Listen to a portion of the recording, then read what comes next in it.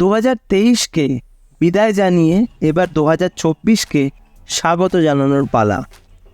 আশা করি 2024 সাল সকলের জীবনে অনেক আনন্দ এবং অনেক খুশি নিয়ে আসবে। তো আমার তরফ থেকে সকলকে জানাই হ্যাপি নিউ ইয়ার। সকলের নতুন বছরটা খুব ভালো কাটুক, সকলে ভালো থেকো, সুস্থ থেকো এবং আমার চ্যানেলের পাশে থেকো। আগের বছর তোমাদের কাছ থেকে যে সাপোর্টটা পেয়েছি, আমি আশা করব এই নতুন বছরের প্রথম দিন থেকে সেই একই রকম সাপোর্ট কিন্তু আমি পাবো তোমাদের কাছ থেকে।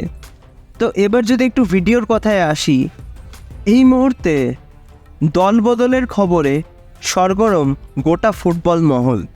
তো অনেক আপডেটই আছে, আস্তে আস্তে পরবর্তী ভিডিওগুলোর মাধ্যমে তোমরা সেগুলো জানতে পারবে। তবে আজকের ভিডিওতে যে বিষয়টা নিয়ে কথা বলবো সেটা হলো মোহনবাগান সুপার জায়ান্টসের নতুন বিদেশিকে নিয়ে।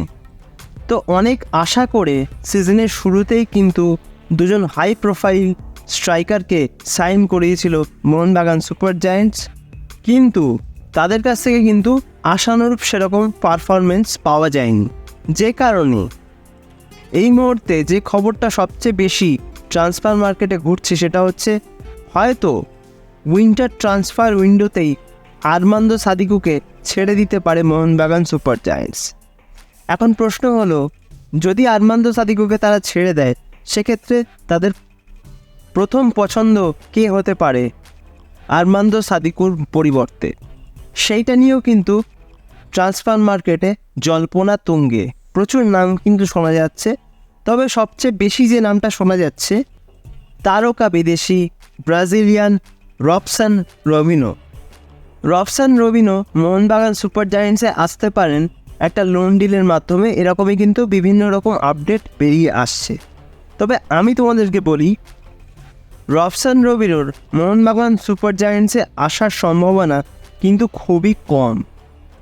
তিনি যে লেভেলের প্লেয়ার এবং বসুন্ধরা এফসির হয়ে যে পারফরমেন্স করছেন তাতে কখনোই কিন্তু বসুন্ধরা এফসি তাকে ছাড়বে বলে অন্তত আমার মনে হয় না। আর ব্যাপারটা যদি সেরকম হয় সেক্ষেত্রে কিন্তু এই ডিলটা কনফার্ম হওয়া প্রায় অসম্ভবই তোমরা ধরে নিতে পারো। সেক্ষেত্রে উইন্টার ট্রান্সফার উইন্ডোতে যদি আরমান্দো সাদিকুকে ছেড়েও দেয় মোহনবাগান সুপার জায়ান্টস, তার পরিবর্তে হয়তো অন্য কোনো বিদেশি আসতে পারে ডেফিনেটলি, কিন্তু সেটা রবসন রবিনো হওয়ার চান্স কিন্তু খুবই কম।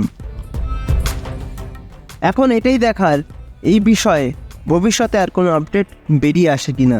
যদি আসে অবশ্যই তো তোমরা এই চ্যানেলে সেটা দেখতে পাবে।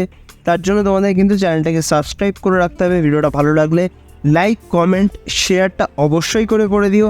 আর হ্যাঁ, সাবস্ক্রাইব করে দিয়ে পাশের বেল অপশানটা প্রেস করে অবশ্যই কিন্তু অল অপশানটা প্রেস করে রাখবে, যাতে সমস্ত রকম নতুন ভিডিও নোটিফিকেশান তোমরা সবার আগে পেয়ে যাও যখনই আমি কোনো নতুন ভিডিও পোস্ট করব।